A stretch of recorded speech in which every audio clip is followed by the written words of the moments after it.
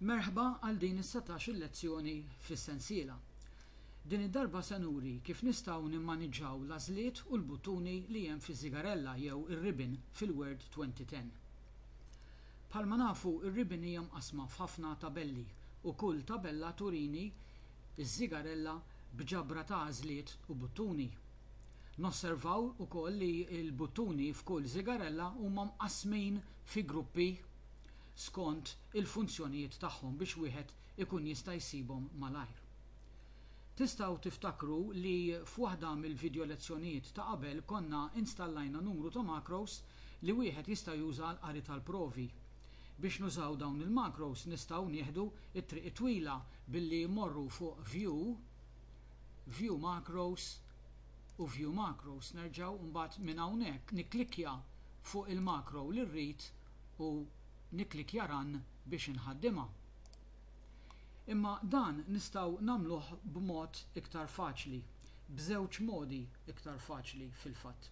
Wieħed minnhom huwa l-użu tal-Quick Access Toolbar li suppost issa nafu kif nużaw.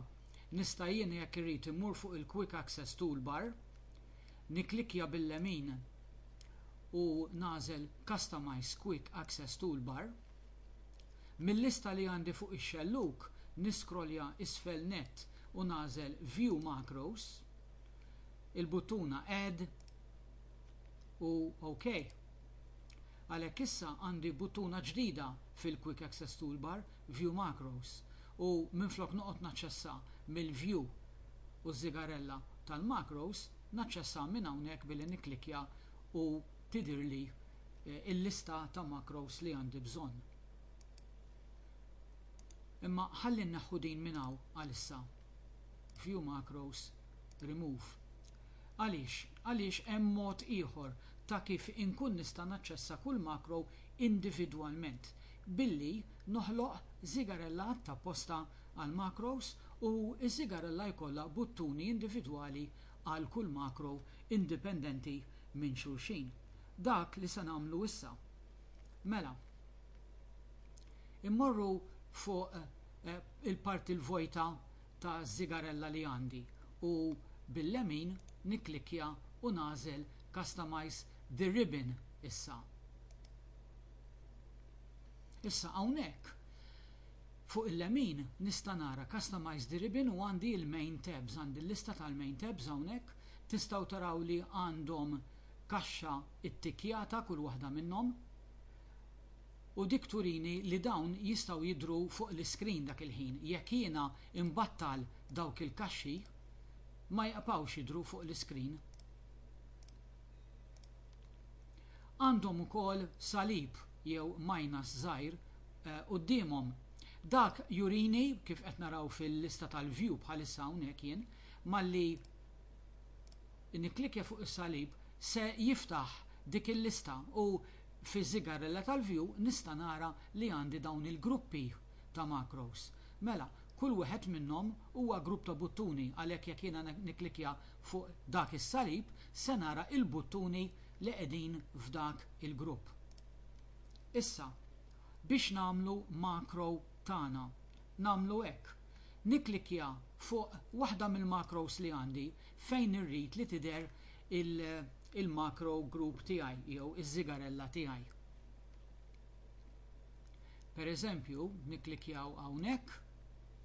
Issa nosservaw li għandi 3 buttuni hawn taħt. New Tab, New Group, Rename.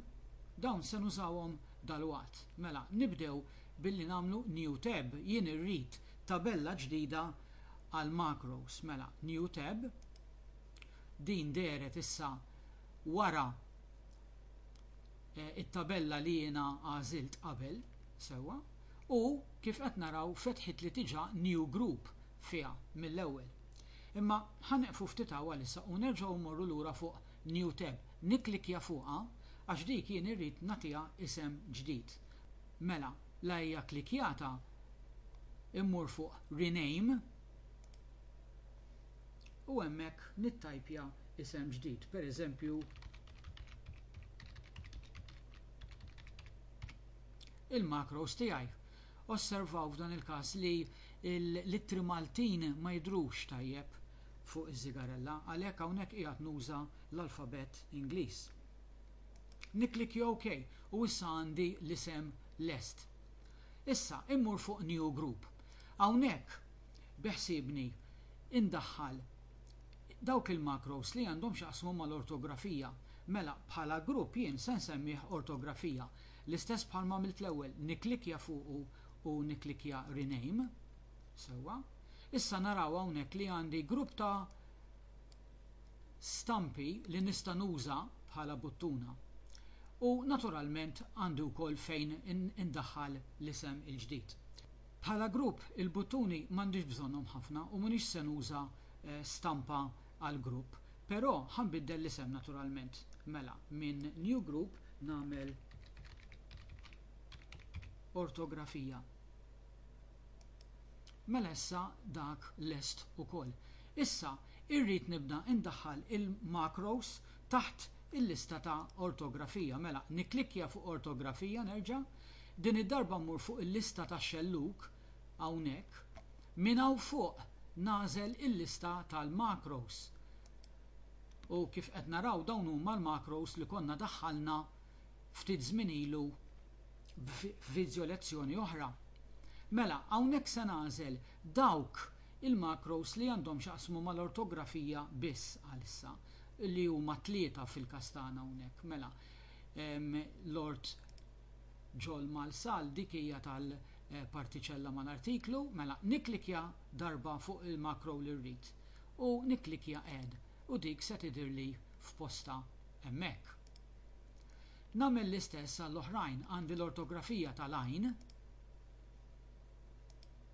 u l-ortografija li għandha x'taqsam mal-5 kapitlu tad-deċiżjonijiet.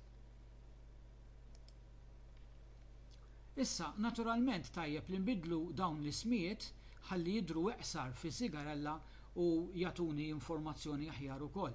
Mela, l-ewwel waħda niklikja fuqha u niklikja rename. Mela ħansemmiha partiċelli mal-artiklu. U din id-darba se nagħżel buttuna ħalli nuża daw tal-ortografija mela ħanuża dan is-simbolu jien għaliha. Sewwa u OK. Mela qed nara li anki id-dera tal-buttuna qed tidhirli mal-makro issa. Nagħmel l-istess għall-oħrajn. Mela din hija tal-għajn. Nista' sempliċement insemmiha għajn hawnhekk, nagħtiha l-istess stampa ħalli juruni li dawn huma tal-istess grupp. Jekk irrid nista' nagħżel stampa oħra. Mela dik lesta wkoll u it-tielet waħda